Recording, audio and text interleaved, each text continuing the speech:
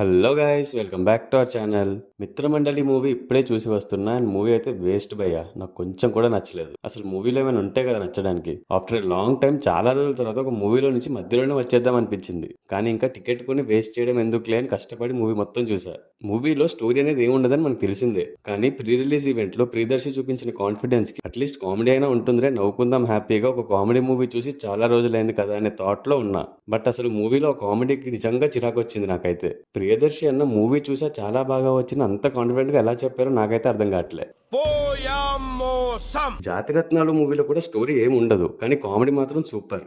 అందుకే మూవీ అంత హిట్ అయింది. ఇది కూడా ఆ రేంజ్ లో కాకపోయినా కొంచెమైనా బాగుంటుందిలే అనుకున్నా. వామ్మో, లిటరల్లీ హెడ్ఏక్ వచ్చింది నాకు. అసలు ఆ సీన్స్ ఎందుకు వస్తాయో, ఆ కామెడీ ఏంటో ఏం అర్థం కాదు. జనరల్ గా మన రియల్ లైఫ్ లో బేవర్స్ గా ఎలాంటి పని పాట లేకుండా ఉండే ఒక నలుగురు ఫ్రెండ్స్ స్టోరీ ఇది. నార్మల్ గా మన ఫ్రెండ్స్ తో ఎలా ఉంటామో యాజ్ ఇట్ ఈస్ అలానే చూపిద్దాం అనుకున్నారు, కానీ మరీ ఘోరంగా ఉంది. అండ్ ఇలాంటి వాళ్ళని ఒక అమ్మాయి ఎలా లవ్ చేస్తుందిలే, ఏదో ఒక ట్విస్ట్ ఉంటుంది అని ఎక్స్పెక్ట్ చేస్తా, బట్ చేస్తుంది అది కూడా చాలా ఈజీగా.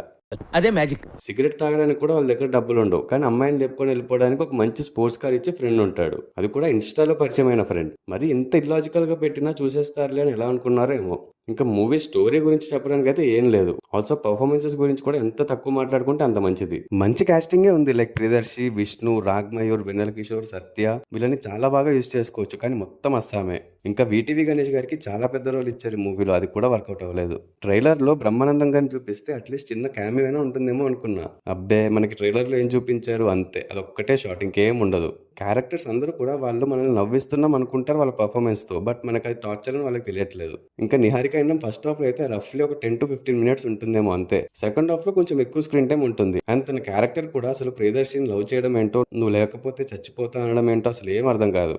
ఇంకా చాలు భయ్యా మూవీ గురించి, దీనికన్నా ఎక్కువ చెప్పలేను. ఇంత చెప్పిన తర్వాత కూడా మీకు ధైర్యం ఉంటే వెళ్ళి చూడండి, లేదంటే అవాయిడ్ చేసేయండి.